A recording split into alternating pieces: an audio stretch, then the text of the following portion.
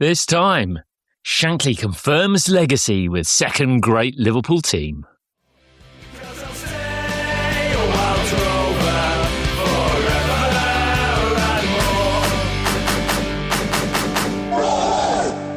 Hello and welcome to By Far the Greatest Team, a podcast in which football fans attempt the impossible to rank once and for all who is the greatest team of all time. My name's Graham Dunn, making the case as ever for Oxford United, and joining me, King of the Data, Jamie Rooney.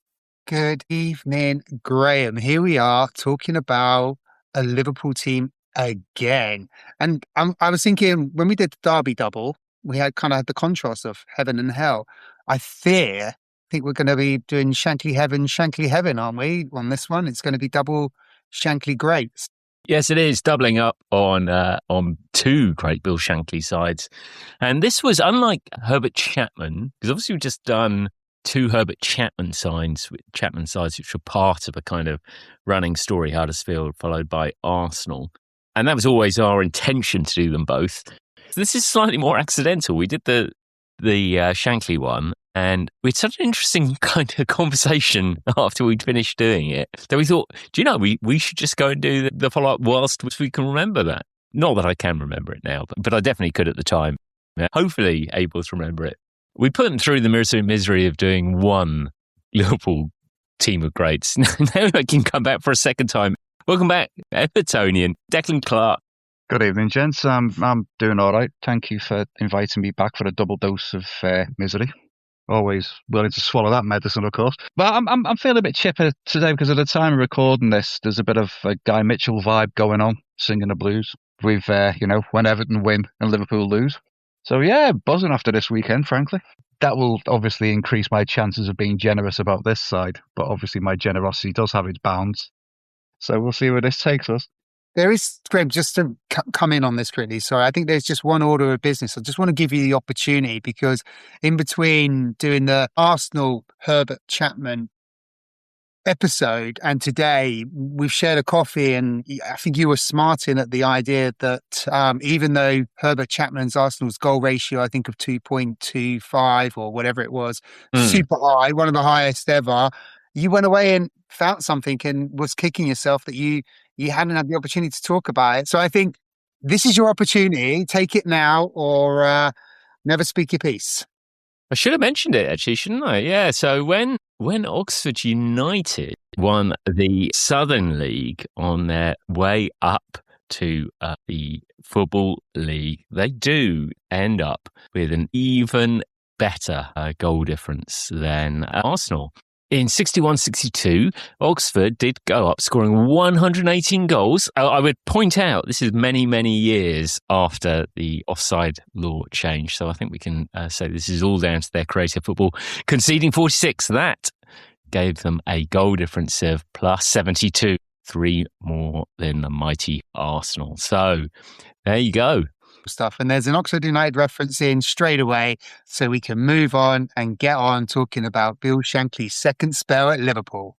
Yeah, and I guess it's when we were looking at Shankly the first time, I mean, he's there 14 years, and they are two distinct teams, and they're two distinct eras of greatness. Dec, what did Shankly achieve with that first Liverpool team? So he takes over in 59. When they're in the second division. He has them promoted as champions of that division the next season. They come into the first division. They win it in the second season they're there in 1964. They win the FA Cup in 1965. And they win the league again in 1966. And it's definitely true that Liverpool's form of that side starts to tail off. They're still there or thereabouts, aren't they? But they're perhaps not quite achieving the greatness they were previously. And Shankly kind of recognises that first side he's built has kind of aged and sort of decides he needs to go again. Yeah, that's right. I mean, they're never far off. I mean, don't get me wrong. They're consistent. They're finishing anywhere until they win it again. They finish everywhere between 5th and 2nd. A couple of players come in, some sort of good, some sort of bad. Like Emlyn Hughes came in 67, and obviously we'll talk about him later. Tony Haley came in. You know, he got him a lot of goals, but he was regarded as a flop because the team became a little bit disjointed with him in it. So yeah, they're sort of around there, but then they're not quite finding consistency. I mean, it doesn't help, obviously, that during that period, there's a number of sides at that kind of level. I think we mentioned earlier, we've got United, we've got City, we've got Leeds, who were going to dominate the early part of the 70s. You've got Arsenal, Chelsea, Tottenham, Everton. Any one of these could win the league at any given time. And of course, we've got Clough coming in at Derby County, who obviously he does a Shankly job there, effectively. Yeah, I think that's a really important contextual layer, Deck, because this is an incredible period for Liverpool, but this Liverpool team that Shankly's got, where he's had success, and then he goes through this period, I think 6 or 7 seasons without picking up a trophy. It's not just down to what Liverpool have, it's down to the fact that the division is wide open. You've got, Don Reevy's Leeds that are probably seen as the number one team during this period. Yeah, we've got this whole cocktail of incredible teams that are still chirping in and picking up league titles, including your beloved Everton, who title in this period. Yeah, 1970, yeah. It's easy to look back and decide that one particular game has an impact, but I think it's probably that FA Cup defeat in the 69-70 season to Watford, which seems to have been, it's quite often said to be the catalyst for when he makes that decision. If you watch that game, and I've seen it, obviously as part of doing the research for this, Watford in that match, they deserve to win.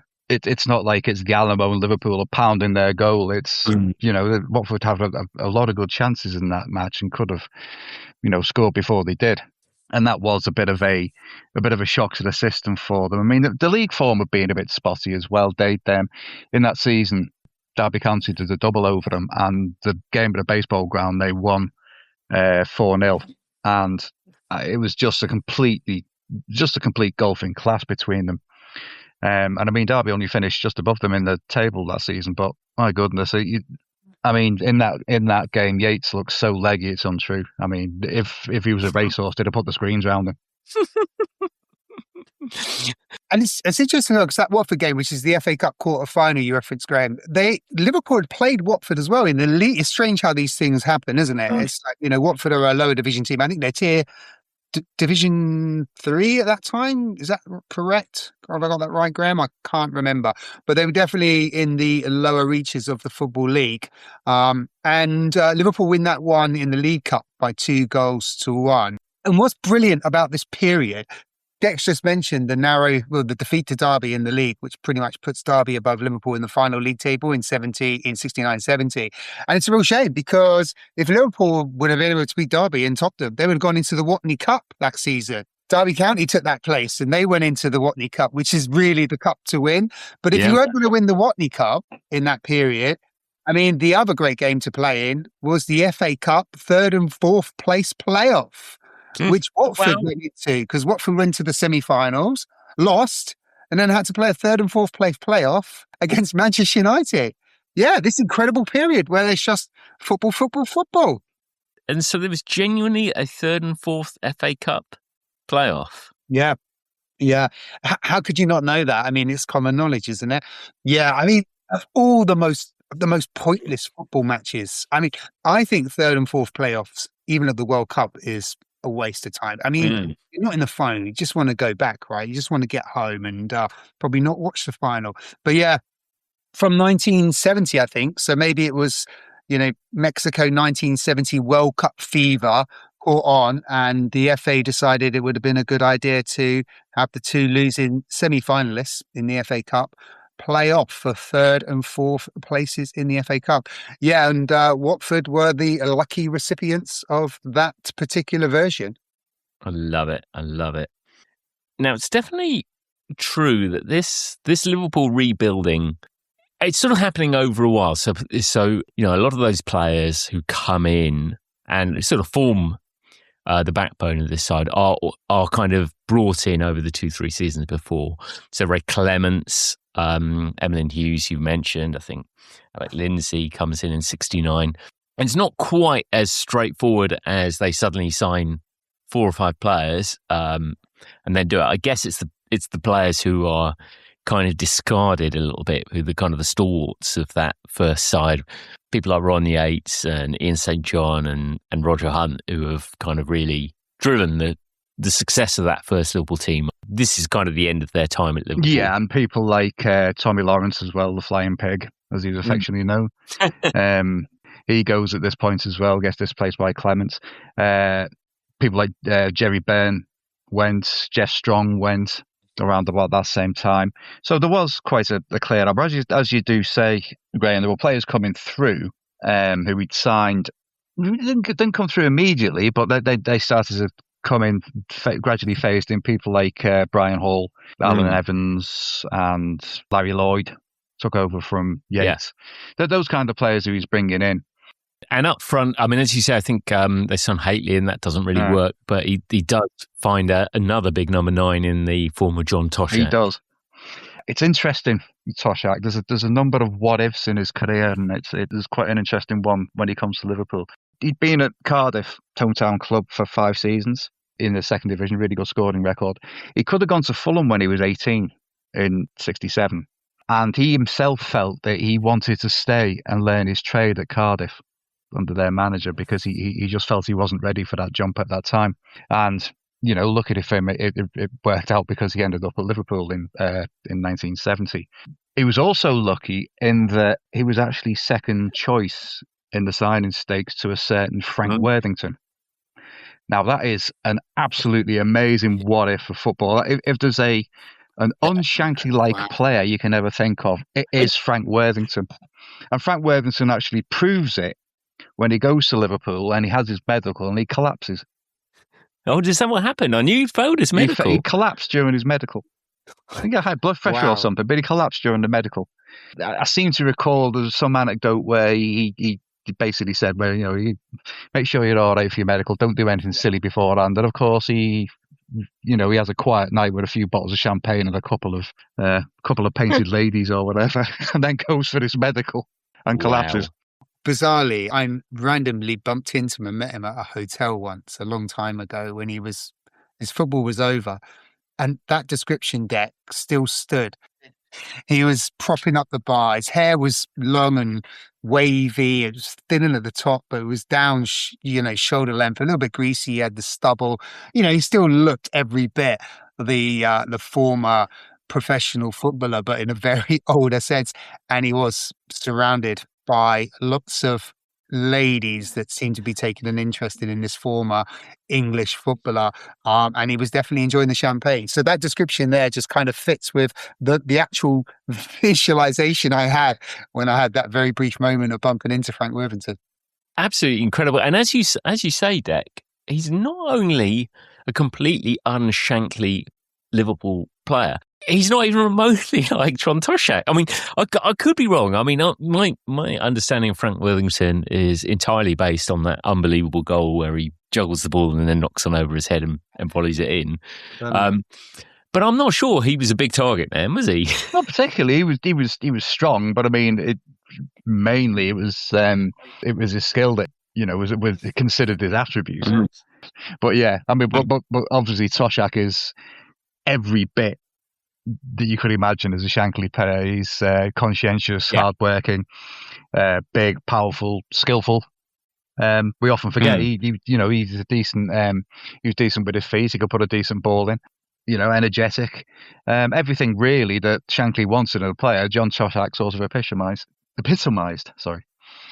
And so it is fascinating, as you say, Worthington, had he joined, would he have gone on to play for 23 other clubs? Who knows?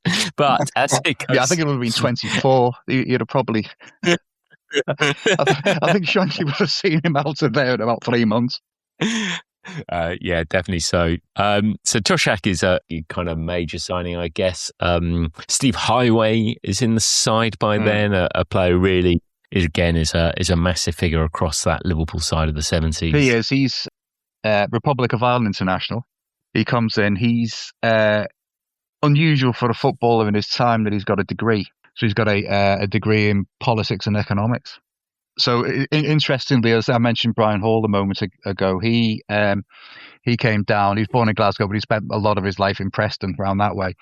And he came to Liverpool because he wanted to go to the uni in Liverpool because he was just mad about Liverpool, the music scene, football, and so on. And he went to the University of Liverpool and he got a maths degree. So in that early 70s side, they have Highway and they have Hall, and they called them Big Bamba and Little Bamba after Bamba Gascoigne. Excellent. I don't know if academic ability translates into footballing intelligence, but it does remind me of, I can't remember which Sunday paper it was. It was back in the days when, well, not only it was back in the days when you had a Sunday newspaper, and also where they do the April Fool piece, and whichever one it was, had done one of those relative values kind of pieces where, you know, family members talk to each other. In this case, it was Bamba Gascoigne and his son Paul, which was genius. Oh, that's fantastic. I mean, Highway was a brilliant player, so speedy, so skillful. I mean, ostensibly a winger when he started, but a lot of the time he would play up front with Toshack and especially Keegan when he came along. The three of them would, like, that'd be their forward line. They'd almost play a 4-3-3. From the back of my memory, I remember it was just after this period. I think it was just when they'd won the European Cup, actually, in '77. He did an advert. Might have been for Itachi. He had a games console house or something. And they're saying, the guy who's like doing the advert with him, that's Steve Highway, he's one of the best players in the land. We invited him to play this game. And he's like, he's playing the football game. He's absolutely bloody useless at it. And he's like, getting really annoyed. And the guy's like, oh, yeah, we'll do the other games, tennis, squash. And he's useless at all of them. And he'd take him away and he goes, look, Steve, blah, blah, blah, blah. You know, then we have the product shot. And he comes back and he says, that's it, Steve, great goal. What a left foot. And it shows you, and it was cut to him. He's actually playing the console with his left foot. Excellent. Well, he was both footed as well, though, wasn't he? He was. I mean, he played primarily on the left and also wearing the number 9, which is fantastic. And when I was looking at the clips going back for this period, and he's wearing the number 9, I thought, well, yeah, clearly because Keegan comes in as the striker and wears number 7, but he was there wearing number 9 before Keegan arrives. So there must be a decision that maybe he was going to play as a forward. And I know it was back in the day where numbers would get rotated. The players would always wear the same number like we have these days. But generally a player would own a number for a period of time. And Highway was a number 9 left midfielder, which is, I mean, Graham, we've talked about shirt numbers and where they should be positioned on the pitch many times, but a number 9 left winger, it's unusual. Well, not as unusual as number 9 centre back like Tommy Smith. We mentioned that in the first part. I mean, he started as a forward and then he had that number 9 jersey kick off and then run back to the central defence. 70-71, they do come close and the league goes okay, but it's really the FA Cup where they make their challenge that year. It is, and they beat a certain team in blue in the semi, which we won't forgive them for. I mean, after we'd taken the lead as well. Borley scored the first and then they came back, and Brian Hall, funny enough, Little Bamba scored the winner.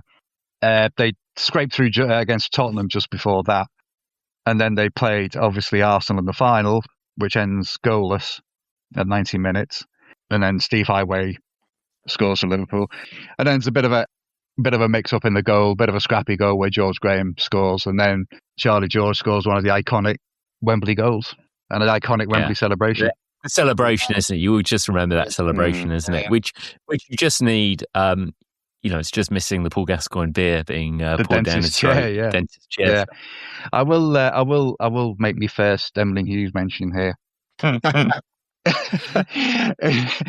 Hughes basically asked about this, and he was saying the reason we lost, we had these. I can't do the voice. I'd be some helium. He was saying the reason we lost is we had these shirts that were really, really, really heavy cotton, and they just drained us while we were playing, and all the players were going down with cramp and everything. It was true. I mean, they did, but so did Arsenal players. It was the same for both sides. So I don't know what he's going on about. So, yeah, it was a hot day. Yeah, Sorry, Emily. I think Emlyn Hughes is just on one. He's just, another Emlyn Hughes excuse for not accepting defeat. But yeah, I mean, yeah, it was a hot day, and this beautiful sunlight just adds to the occasion. And we're now slowly into the world of color television in 1971, and it was quite beautiful with the contrast of the Arsenal playing in the yellow and blue, and Liverpool in the red. But it just adds to the occasion is both goalkeepers, Clements for Liverpool or Bob Wilson for Arsenal, are in the green, the traditional green goalkeeper shirts. The sleeves are rolled up to the elbows. Neither are wearing goalkeeping gloves. It's just the bare hands being exposed in this FA Cup final. And the very last one that Kenneth Wolfenstone did commentary on as well. This is his final FA Cup final commentary. Wow. Good fact. My friend who had mentioned that on the last Shankly podcast that did, the one who played against Ron Yates when Ron Yates was playing for the pub team in Southport. Hello, Keith, if you're listening. When you mentioned about the colour TV, Jamie, he said they all trooped around to his auntie's house in Netherton because she had a colour telly, and he said, "Oh, what joy we had that day." It was just another world. I mean, we're probably all sadly old enough to remember that there were still black and white TV sets around back in the day, because you used to have two different TV licenses, one for yes, that's right, black and white. Oh God! Yeah, we used to have we got our first colour set in. I remember it, June 1975. It was. We got our first colour set, 26-inch pie. Yeah, my mum and dad had always resisted paying a colour license till that time. But we used to rent the telly as well in those days. Yeah, exactly that.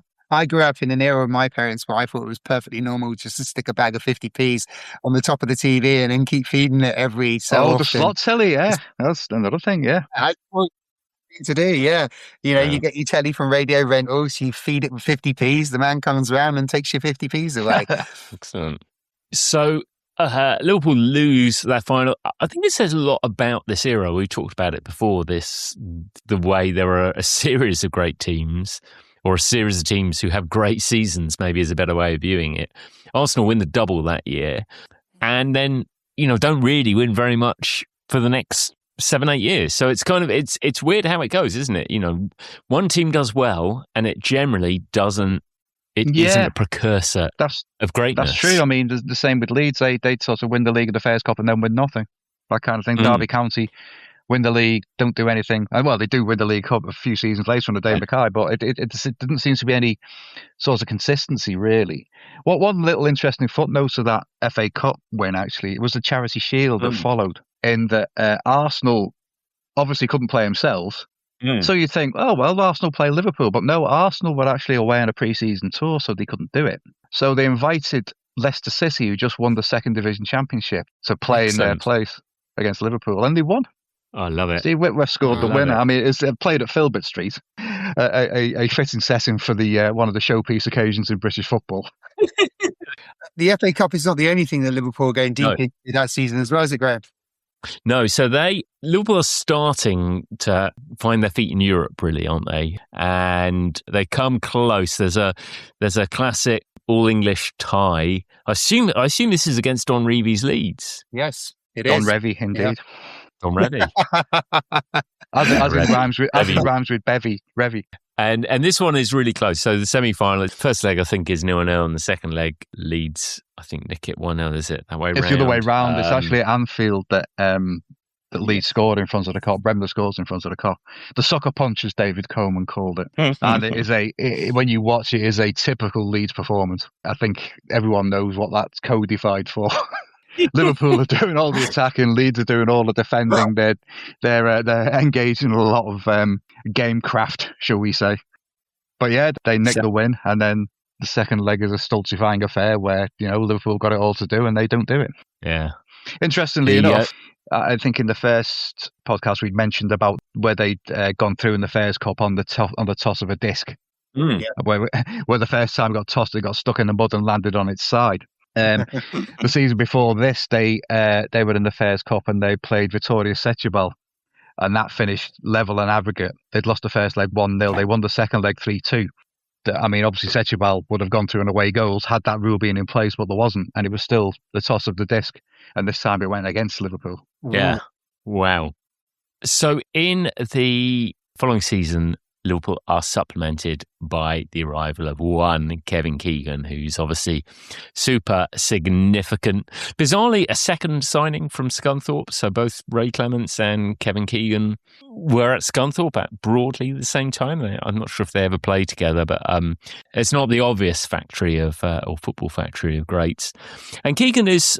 He arrives, actually. He's a right midfielder, isn't he, when he arrives? As to your point, Jamie, he probably why he picks the 7 shirt. And it's only... Which, Shankly seems to do a fair bit at this stage, is try players in different positions. And I think it's only in the summer that he tries Keegan up front. And that turns out to be quite a good position for him. It's actually Ronnie Moran who persuaded him to do it. Because, as you say, Keegan came in as right midfielder, and that's what he thought was his natural position. He was obviously... very skillful. He's everything as Shankly wanted a player again. Obviously, very skillful, very strong, very powerful, fast. Could run all day. I saw something that said him and a couple of his mates ran from Nottingham to Doncaster when they were 15. It's like a 50-mile run that he did. Just that kind of thing. Yeah, he saw himself as a right midfielder, and Ronnie Moran pushed him up front, and he was quite reluctant to do so. Actually, he didn't really see that as his position, but. He did what he was told, and obviously the rest is history. One thing as well about saying about him running all day, he didn't endear himself to some of the professionals at Liverpool when he came because he was so insistent he was going to win all the running races. He's like ultra competitive, which, he kind of wanted a footballer, but he was so competitive that he just, some of the other players, just like the Smith in particular, he attracted the eye of. You don't want to attract the eye of Tommy Smith, but he just his insistence that he had to win. But they got over it. I've seen Kevin Keegan's ultra competitiveness in Superstars on the bike. Yeah, a little bit too competitive. Yeah, real competitive animal. You start to see that season the Toshack Keegan link up starts to take effect. In fact, Toshack kind of outscores Keegan that season, and. I mean, this is we've covered the story of the season on our Derby County pod in a previous time, but it is a fantastic season. This one, it is ludicrously close, and Liverpool one of I think three teams that take it to the wire, but they just fall short, don't they? They do, yeah. As I mentioned earlier, the defeat at Derby County really sort of does for them. Derby County win the league by 1 point from Leeds, Liverpool and Man City all on 57, just separated by goal average at that time. And again, this is not one of those football seasons where you've got every single game finishing at the same time. They are spread over a period of time in terms of when the games are being played. Is this the season where Rodney Marsh had joined City? I think because they were going to run away with the league at one point, and then Rodney Marsh came in and basically ruined it all for them. By his own admission, just by disrupting the balance of the team. Yeah, I think you're right, Jack. I think Rodney Marsh comes in as that kind of, because I think we spoke about him being the Sprelia type signing. So Manchester City are top with all their games played. So at the end of April, Manchester City have played 42 games and they're top with 57 points. Now Liverpool are in second place. Oh, yes, of course it is. Of course it is. Yes. Yeah, so Liverpool are in second place, 1 point behind Manchester City. Is 2 points for a win back in 1972. But they've got 2 games to play. Now, Derby have 1 game to play, and they're also on 56 points. Leeds are on 55 points, and they've got 2 games to play. So the season itself is not being played symmetrically every week. So you've got these random fixtures that are being filled in. But yeah, Manchester City were top after all their games were played, and they had a real good season. But you've got these 3 teams in close proximity, and I think they play a combination of playing each other as well. It almost guarantees that Manchester City aren't going to win it by default of what's to come.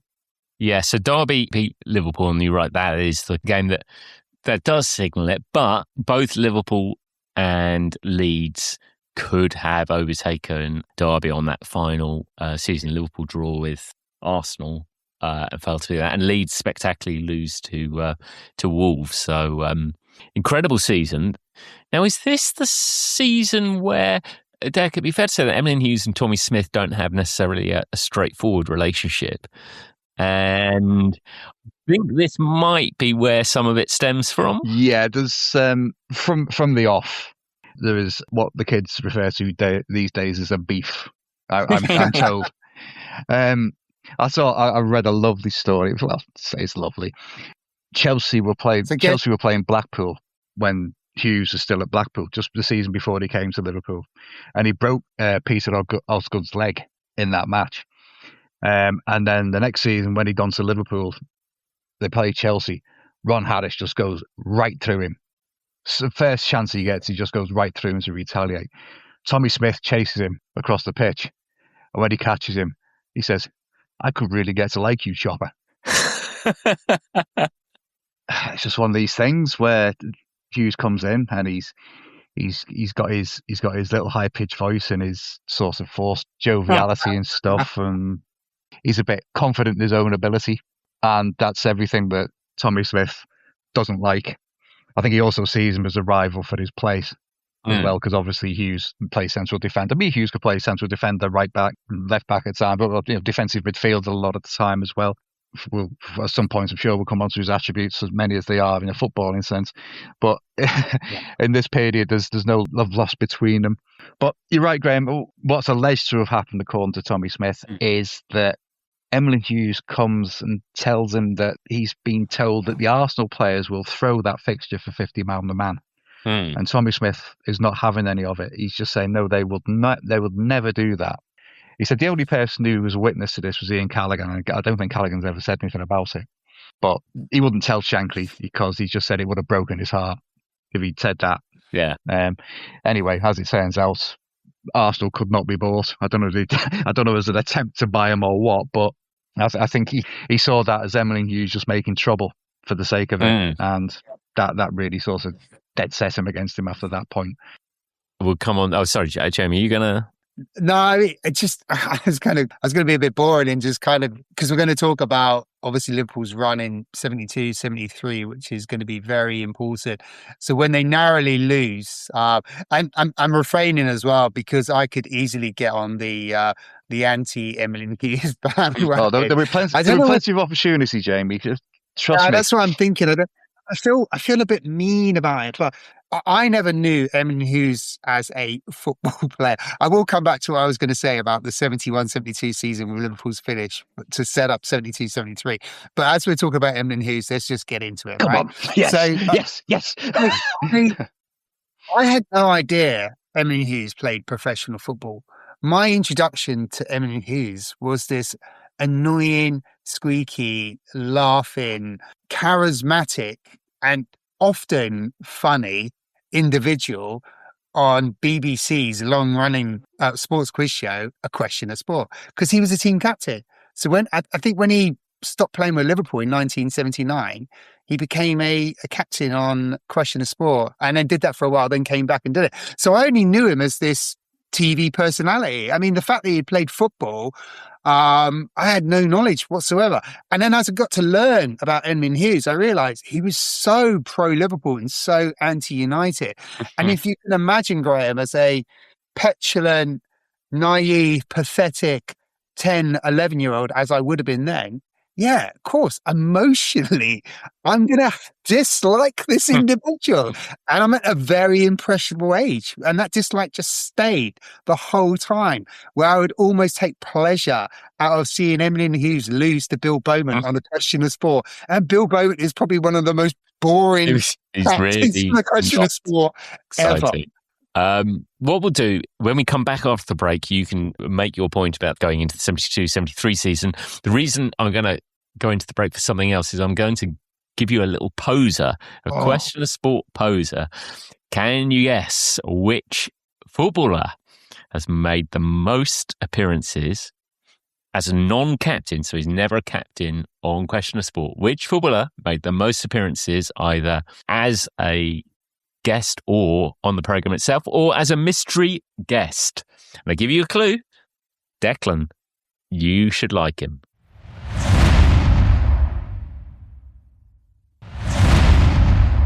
Okay, so welcome back. I left you before the break with a little teaser as to which footballer has made the most appearances on a TV quiz show, Question of Sport, as a non-team captain. To give you a bit of a clue, Jamie, Deck, either of you want to have a crack at this one?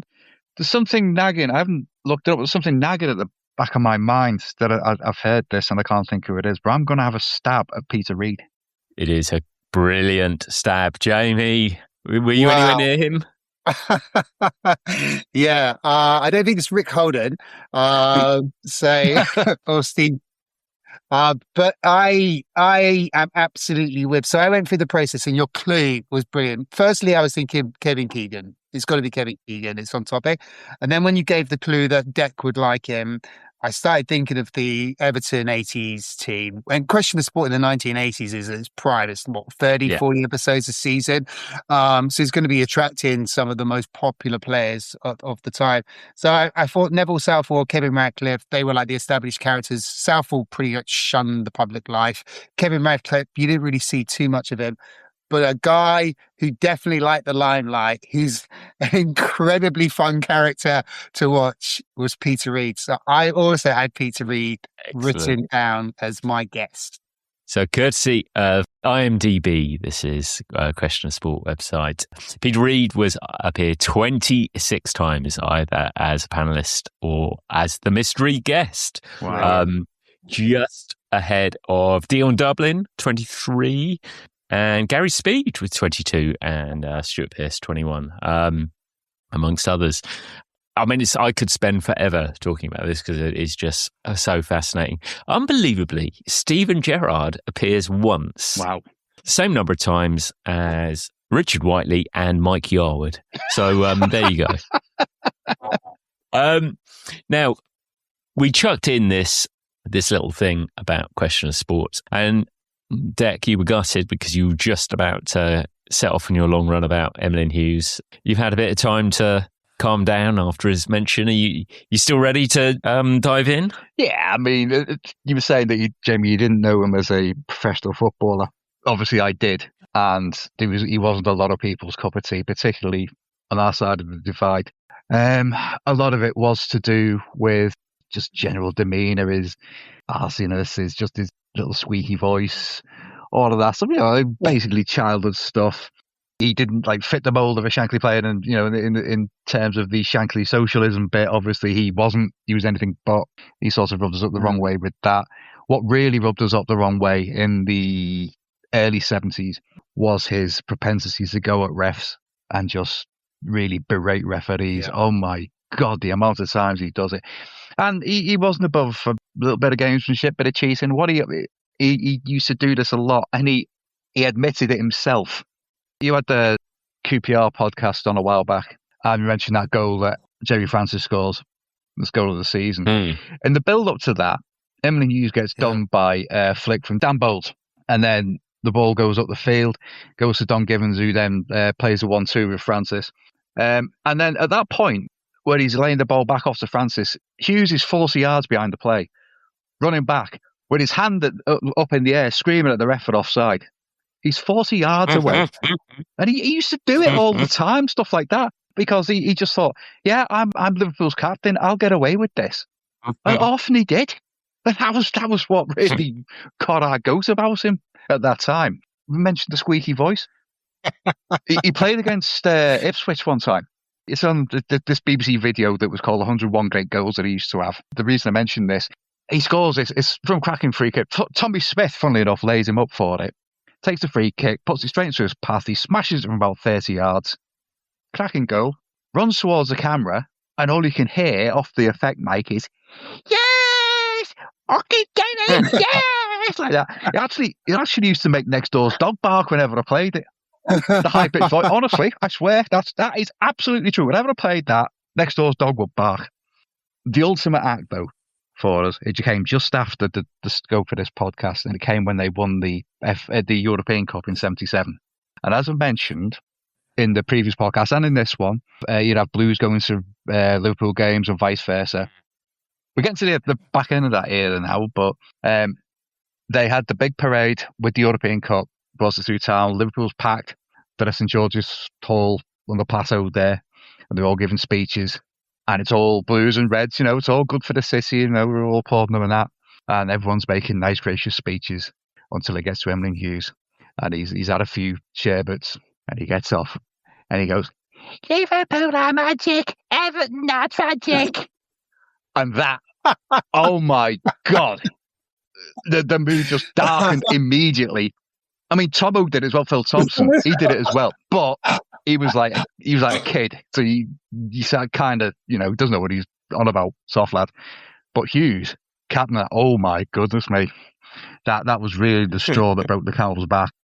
Yeah, I mean, I dare say, you get the YouTube comments on this, there'll be an awful lot of people if you hear this bracing before it, but I swear to you, there's an awful lot of Reds who didn't like him. I believe you. I totally believe you.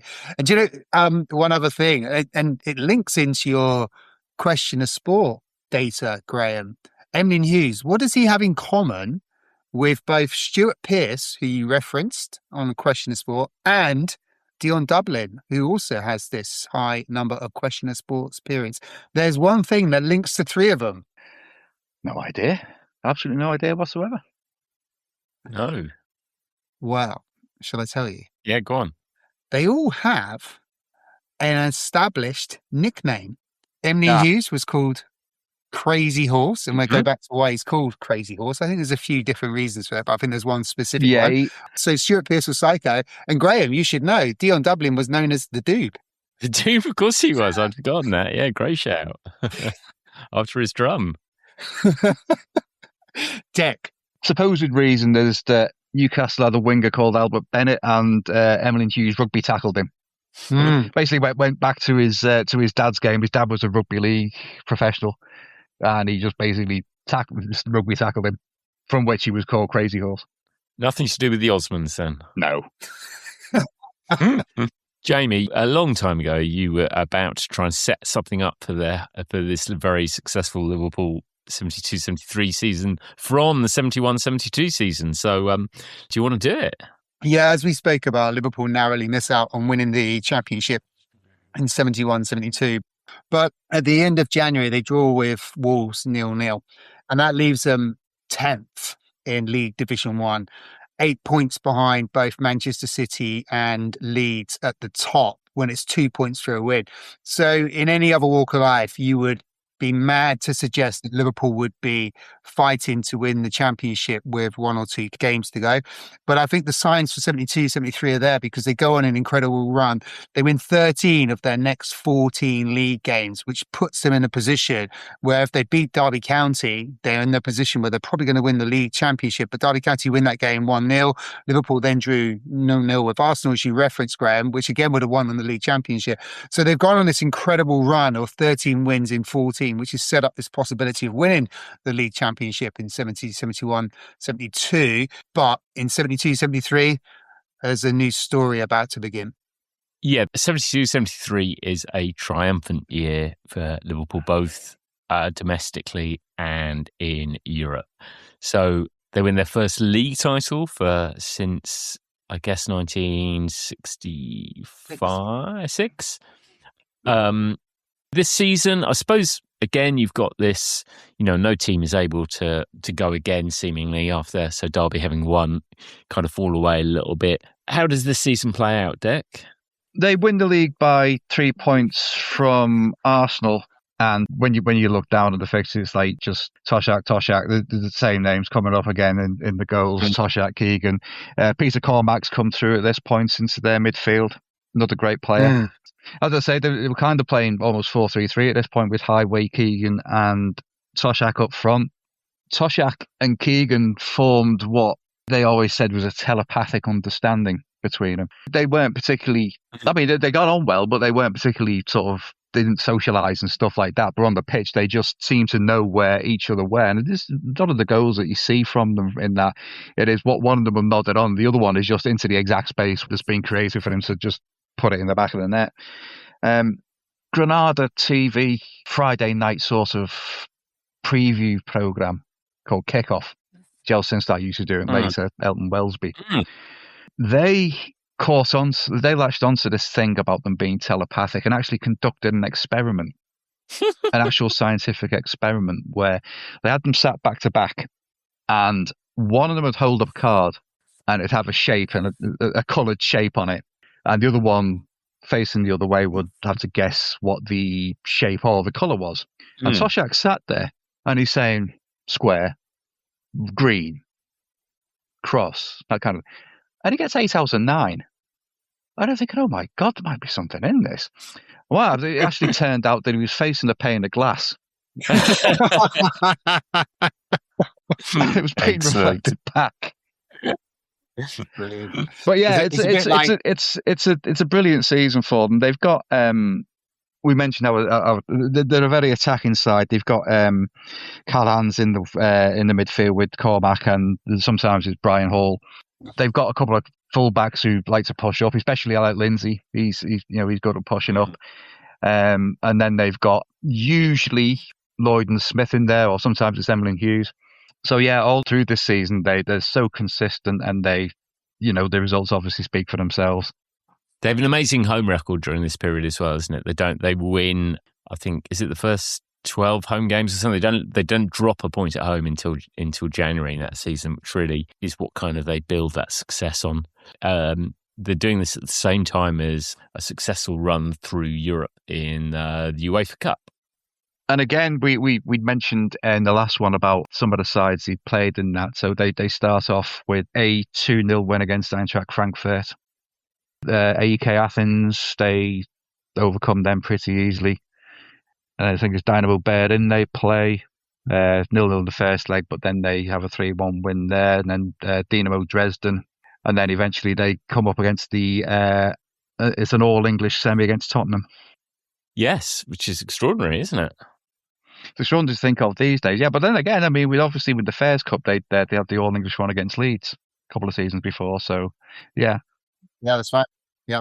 And I think they managed to overcome Tottenham on away goals. I think they won the home leg 1-0, lost the second one 2-1, with Highway scored the vital away goal for them, which took them into the final.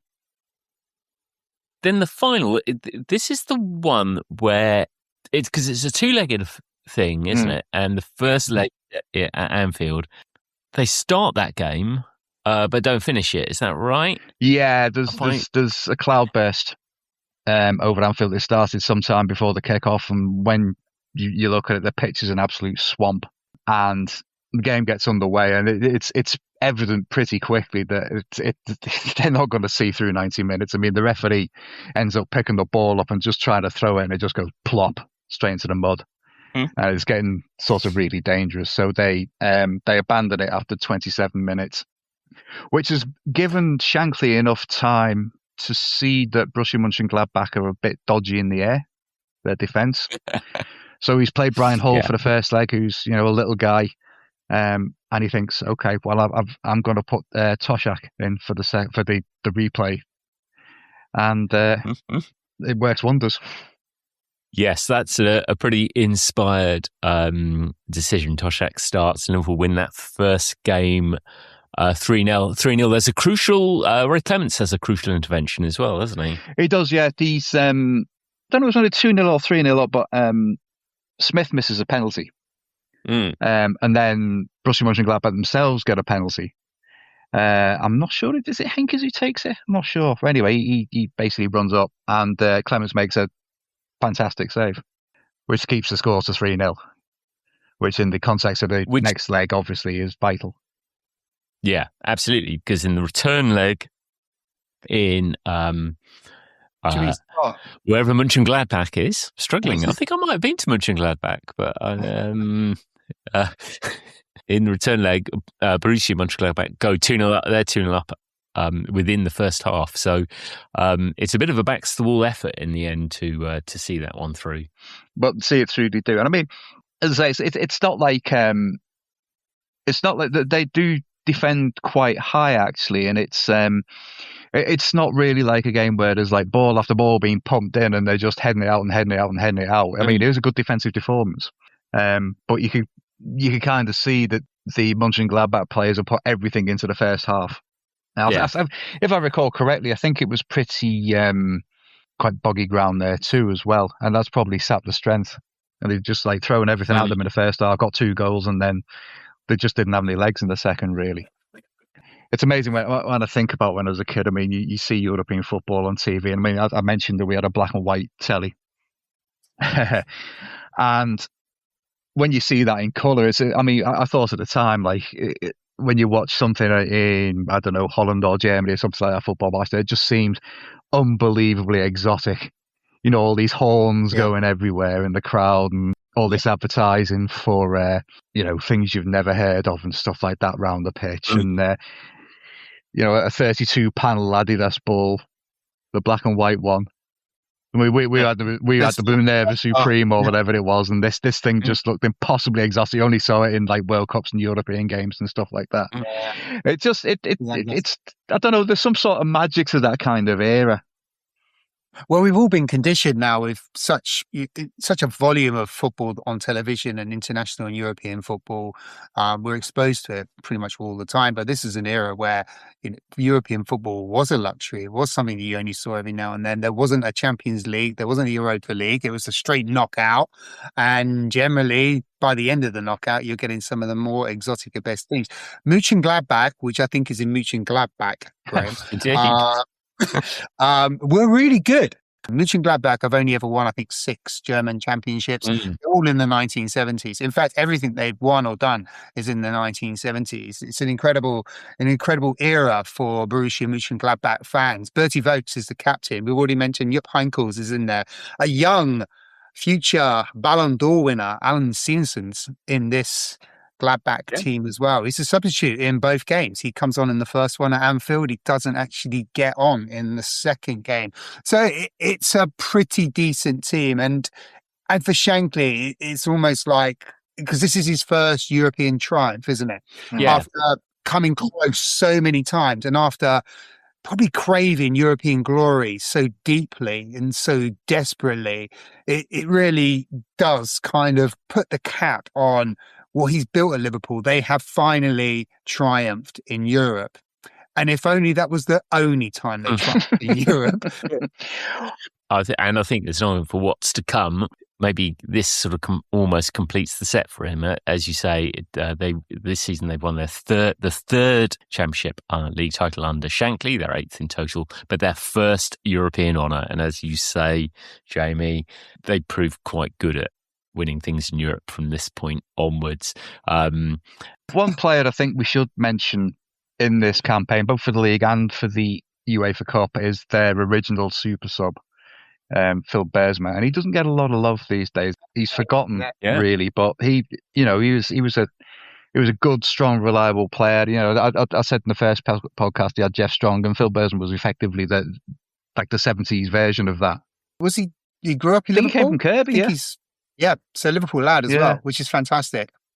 Yeah, I think he scores I'm just counted them now. I think he scores 4 times in this run to get to final. That's right, yeah. Yeah, it's a good shout. He does deserve his recognition. And so we get to Shankly's last season in charge, 73-74. And they have a decent campaign in the league. They finished second in 74 to... Who would have won 74? Leeds United. Leeds United? Yeah. The top 5 that season is brilliant. Leeds win it, Liverpool are second, Derby County third, Ipswich Town fourth, Stoke City, the very team we were speaking about just 1 week ago, Graham. Yeah, excellent. Position. But it's probably the FA Cup which stands out.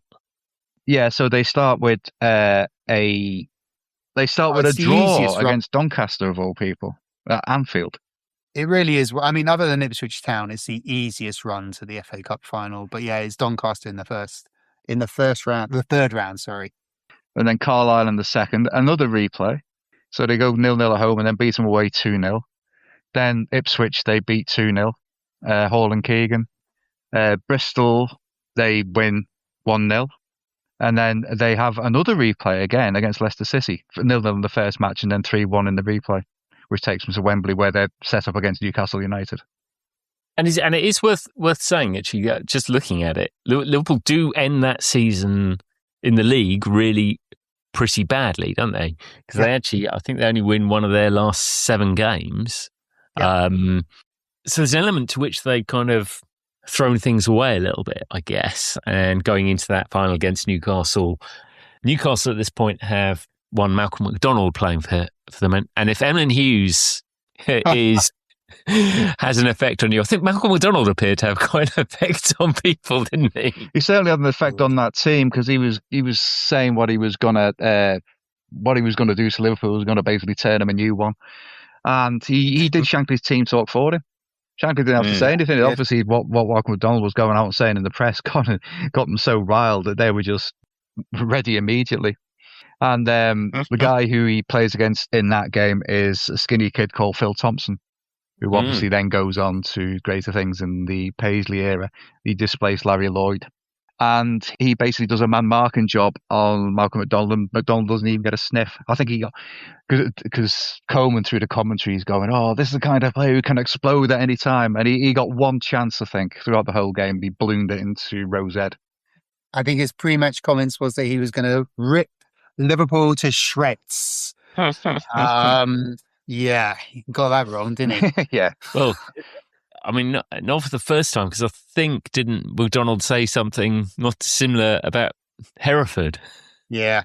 I mean, Malcolm McDonald's a fascinating individual when you look at his football career and his public profile. I think he was just one of those super confident individuals, a talented footballer who did have some amazing spells, but probably didn't deliver to the level that he thought he probably should have delivered at. But yeah, to come out and, these are the English League champions you're playing in the final, to come out and to publicly say you're going to rip them to shreds. You're right, yeah. He's motivating his opponent. It's so naive. But I think this could possibly be the origins. I haven't looked at this, Graham. I just saw I kind of read it. Yeah. Like a cursory note. And I should have spent some time in it because here I am going to talk about it. But the English expression that you kind of had them in your back pocket when a defender looks after a player all game. I don't fully know the origins of that, but Emlyn Hughes said afterwards that he had Malcolm McDonald in his top pocket. So I don't know whether that was the start of that particular phrase, which top pocket doesn't make any sense whatsoever. No. But then when you think, bottom, but in your trouser pocket doesn't either because there are no pockets and they're not wearing trousers. But I kind of understand what the term is. But Emlyn Hughes, as much as Deck and I have talked him down for all of the right reasons, maybe he is the originator of had him in my back pocket. Yeah, Tomo would have said I had him in my arse bin, but it is worth noting in this team. So the two things worth noting. One is that Alan Kennedy and Terry McDermott play for Newcastle and later obviously impressed someone during that game. But also we talked about this second generation or second iteration of the side now. Tommy Smith transcends both, but one player who really does is Ian Callaghan, who we've not mentioned at all in this podcast. You mentioned a bit in the last one, but Ian Callaghan's consistently playing for Liverpool throughout the Shankly time. Him and Smith, yeah. Chris Lawler, the right back, is there the whole time. So from 1960 right through to this period. Oh, yes, he is, 1960. You're right. I mean, Ian Callaghan, you're absolutely right. We should be showcasing because a fantastic footballer and deserves all the kudos. I think 400 plus games for Liverpool. But yeah, Tommy Smith and Chris Lawler are also there through this whole period. In these two Shankly teams, they're the only three that are consistently there. Everyone else gets replaced, but Lawler, Smith, Callaghan, they're there from the whole side. And am I right in thinking they combined for Keegan's second goal, the third? The third goal is brilliant. The third goal is really important for me coming into this particular podcast because we haven't got to the ranking yet. But I mean, I was struggling. I'll explain why when we get to the ranking. But that third goal was the tipping point for me in terms of where I feel I wanted to place him, which I'll share with you when we get to the ranking, because it'll be in context then. But yeah, I mean, that third goal is fantastic. It's absolutely brilliant. It's a lovely passage of play. And Tommy Smith is right at the heart of the whole play. So Liverpool triumph with another FA Cup, but they have the world at its feet, it appears. And Bill Shankly, not for the first time as Liverpool manager, offers up his resignation, but this time he's serious about it. Yeah, it's a strange one. He said at the time he was just tired, and I've absolutely no reason to doubt that. because he was an honest guy, and I think he just felt, I've done 10 years of this, I've had enough. But it's why he felt he was tired that I think interests me. I'm going to do some amateur psychology stuff now, so I'm probably just this is all conjecture from my part. There's a few things he says around about this time in the sort of context of it. There's that phrase that he came out with about football not being a matter of life and death was much more important than that. I've no doubt he meant that, because his whole life was football, football, football, football, football. He was an absolute obsessive. But I think maybe he looked around and thought, do you know what? There are other things to this. He said about him and his wife, up to the time he retired, they'd been out in Liverpool twice in all that time. He said they went to a garden fete somewhere, and they went to the theatre somewhere. So we've never been to nightclubs or anything like that. He said that's the 2 nights out that they had during that entire period where he's at Liverpool. And he's probably thinking, well, I do, I owe her something, really. I think also he's probably thinking about rebuilding this side, and he's thinking, do I have the appetite for it again? I'm not really sure that I do. Obviously, he hands that off to Paisley, and Paisley does the job spectacularly well. I think football and society was changing a little bit as well. All the ebullience that Liverpool had, the city had in the 60s, in the first podcast we covered, that's all on decline by then. So the atmosphere and the party's gone pop slightly, I guess. Football is getting a bit more cynical in ways that he wouldn't have appreciated. Also, a lot of his contemporaries had moved on. Busby moved on at United. Catterick had gone from Everton. I think there was a little bit of a premonition there for him that Catterick had a heart attack in 72. And he thought, I don't really want to end up like that. So I think there was possibly a number of things playing on his mind. But even on the day he resigned, he signed Ray Kennedy. Wow. So they had the press conference to announce his resignation. Press didn't have a clue what was going to happen. A lot of them thought this is going to be announcing the signing of Ray Kennedy from Arsenal. Yeah, that's right. And it wasn't. It was announcing his resignation. And the shock, obviously, was palpable. There's Granada sent Tony Wilson. Tony Wilson, Arch Mank. Tony Wilson, Man United through and through.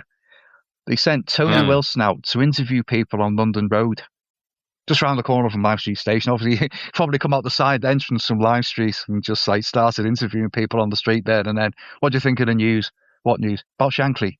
What about him? He's resigned. He's packed. Nah, no, he hasn't. Yeah, he has. It's true. No, you're having us on. Everyone's like the same. You're having us on. It's not happened. But it was true. And Tony Wilson does seem to be enjoying it as well. He seems to. He does. Yeah, and you're right, because some of the people, they say, well, I need to see a newspaper. I don't believe you. I need a newspaper. It's received with such disbelief that Shankly, after winning the FA Cup with Liverpool, just after winning the league, is retiring. He's stopping. It's brilliant. It really is good TV. Then he regrets it.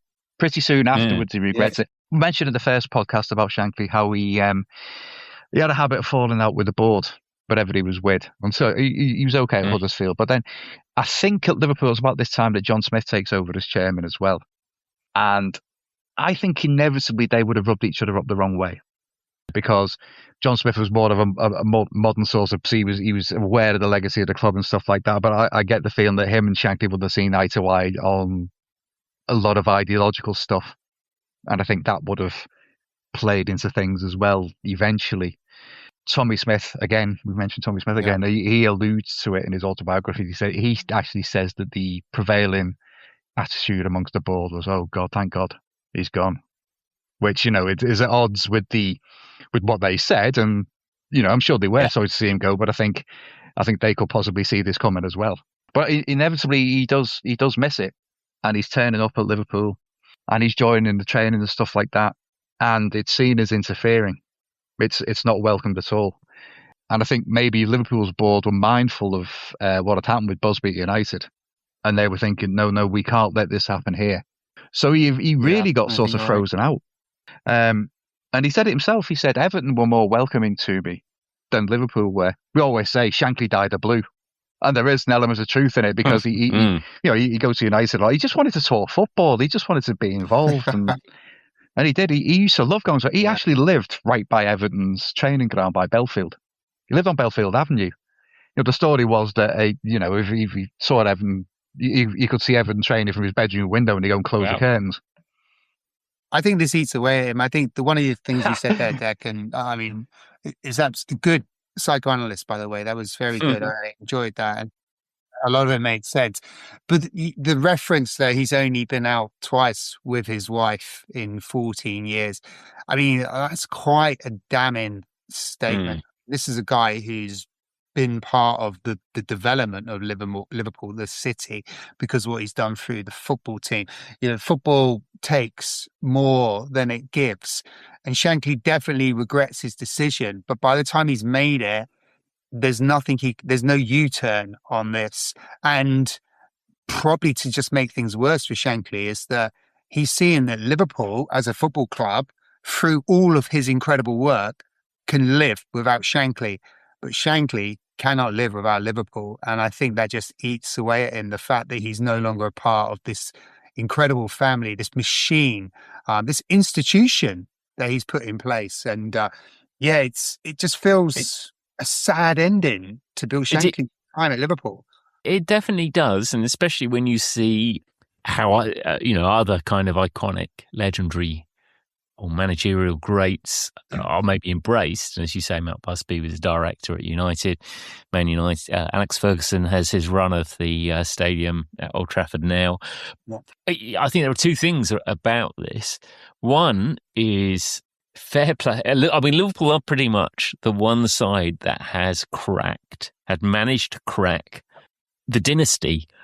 And this partly goes into this mythical boot room legacy, where they somehow managed to, the DNA is in the boot room rather than in the person.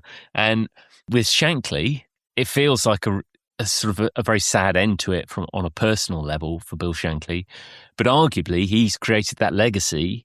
The way it ends only goes to add to Shankly's legacy. And sort of, as it goes on, his legacy is, and you compare it to Matt Busby, who hangs around Man United. And, well, in fairness to Man United and the various managers who take him on, they do win a second division title during that period. They do, yeah. I think every cloud, right? he made Liverpool in his image, and that ethos continued after he'd gone. I mean, obviously, Paisley had been with him a very long time. Paisley was a different character. I mean, Shankly was a taskmaster, he was a hard guy, but he was also a romantic, and he was an ideologue. He wanted that club created in his image, and he did it. Paisley took that on like a successful manager, I guess. He's like thinking, well, if it ain't broke, don't fix it. I think he was more of a pragmatist than Shankly was, which inevitably led him to sort of greater things eventually. I think that was part of it, in the romantic in Shankly that we sort of talked about, would he keep players on that's slightly too long. Certainly in his first period of his managership, Paisley had no qualms about getting rid of somebody. Once he felt that, their time was up, thank you, goodbye, been a great servant, but, we are moving on.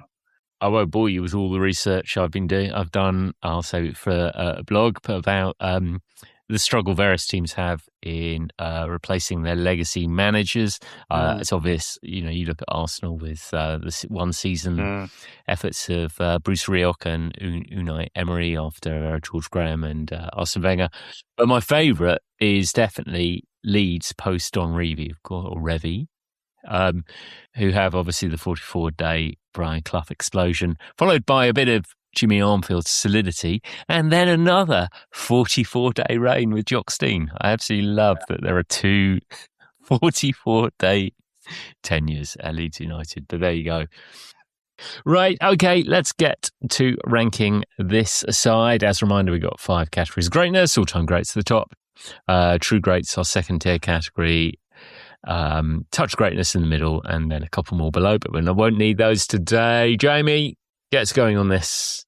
Yeah, it was trouble coming into this because I know I come into a bit of stick the last time when I think I probably put Shankly's first team in a touch of greatness and then got shut down Yeah, quite absurd. rightly by both of you. And I accept that I probably was trying to lead myself into the next one. I mean, let's look at the crude facts. This is a 7-year period with Shankly. He wins 1 league title, 1 UEFA Cup, and 1 FA Cup. And they are competing quite well in all other competitions, apart from the European Cup. They don't really go that deep in the European Cup. It's after Shankly when they start doing that. So, I mean, just for trophies, there's not a lot there. So, again, I'm thinking, well, this is straddling touch of greatness or true great, surely 2 or 3. But then I can't hide away from what Shankly has done in terms of the legacy.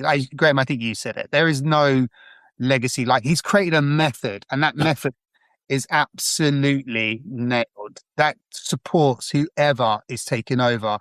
And that legacy is incredible because that sets up Liverpool for the next 15, 16, 17 years. They go on and dominate English football right through the 70s, right through the 80s. It's only in the 1990s where a proper football team turns up, the dominant ends. So I can't hide from that legacy. So then I thought, well, okay, this is true greats. So because that legacy is so important. Then the 1974 FA Cup final, that third goal from Keegan, and what Tommy Smith does. The ball comes out, Tommy Smith just casually moves it out, I think, to Lawler. Then Tommy Smith moves into space on the right-hand side. Lawler gives him the ball back. Smith cuts it inside, and then he cuts down the line, and then the ball goes in the channel. Smith gets it back. He crosses. Keegan's got a simple tap in. It's 3-0. They've won the FA Cup. I've always heard of Liverpool pass and move. That's a Liverpool brew. I just thought, what a load of bollocks. Every football team does pass and move, right? You have to pass, you have to move. That's how you play football. But when that Tommy Smith goal, the penny dropped, and I was like, and it comes from Shankly, pass and move. So bizarrely, I found myself thinking, with this legacy, I think I'm going to have to put him in the number 1 category, but only, I will stress, only just. They are holding on to all-time greats. You've got a period here. I mean, we've covered 6 years where there's not a lot. I mean, not a lot of trophies. Jesus Christ! I wish we'd won that little. But yeah, I mean, they win the league again. They win the UEFA Cup in the same season. They win the FA Cup. And again, going back to that goal, I tell you what makes it for me. Just when that ball comes across and Tommy Smith just lays it off so insouciantly, in which he just like flicks that ball. I think it's to Callaghan. And then he goes on the outside and collects the return ball and crosses it. It's almost like a matador sort of playing with them, just the way he just flicks that ball. It's lovely. It's like it's a team that's at the peak of their powers at that point. You can see it, and it's exactly that. It's this. Shankly's laid the foundations for what comes next here. Like you say, Jamie, the method, the team that he's built, which then obviously a lot of those players carry on into the Paisley era. And he's made the club in his image. I think you've got to pull him. It's not for the trophies, although that in itself is an achievement, and the consistency they've shown over this time. You've got to put him in the all-time great bracket. It's really tough. I mean, I think they are true greats. I think you can't ignore the trophy return, which is fine. It's really impressive. I think obviously the problem we've got is that if you took Shankly's entire era as one era of building 2 teams, winning 3 league titles, getting them from where they were, winning 3 titles, breakthrough in Europe, legacy. I think the whole of Shankly is clearly all-time greats. I think both those individual sides, they feel like true greats to me, but that is extraordinarily harsh on Shankly because, and of course, what makes it really difficult for him is you have a team that comes along immediately afterwards under Paisley, which is indisputably all-time greats. So that is, it's really difficult. I'm a bit torn. And this is from a Man United fan and an Everton fan, which I think speaks volumes. Believe me, Jamie, if you feel like you've overextended, you can always relegate them in the end of season. Well, I'm already thinking this. I think we have to give Bill Shankly his dues. So we say Bill Shankly's second great Liverpool team, all-time greats.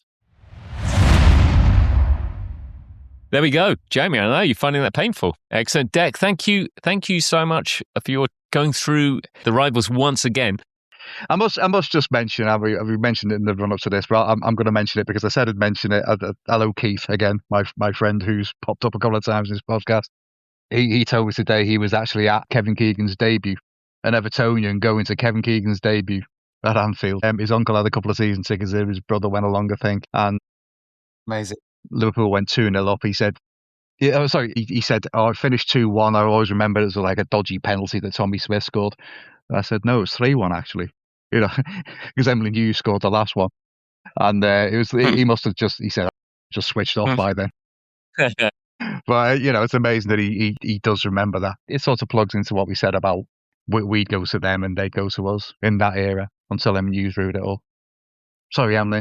No apology needed. Do you know what? One last fact, though. What's really interesting, and this could be a theme for another day, Graham, but out of all the players that played under Shankly in this era, I don't think, other than John Toshack, any of them amounted as much as a football manager. And now that's quite controversial with Kevin Keegan, what he did at Newcastle, but I don't think there was anyone who adopted the Shankly method and put it into their own managerial practice. I mean, I guess Toshack could be an exception, but I do say that the very best players don't necessarily make good football managers.